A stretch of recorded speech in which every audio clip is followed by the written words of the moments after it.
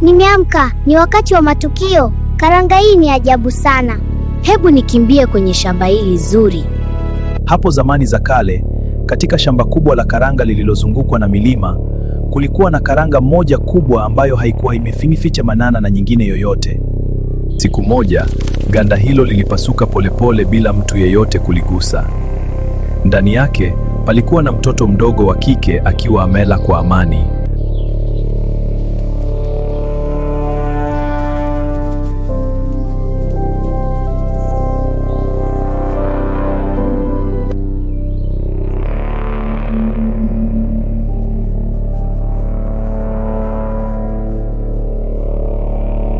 Alitoka nje kwa tahadhari, miguu yake ikiwa bado laini na isiyo na vumbi. Alitembea shambani, akigusagusa majani na karanga zingine. Kila kitu kilikuwa kigeni kwake. Hakujua anaitwa nini wala alikuwa ametoka wapi. Alijitaja mwenyewe Pendo. Usiku ulipofika, alirudi kwenye karanga yake kubwa na kulala ndani yake tena, akihisi kama ndiyo nyumba yake pekee.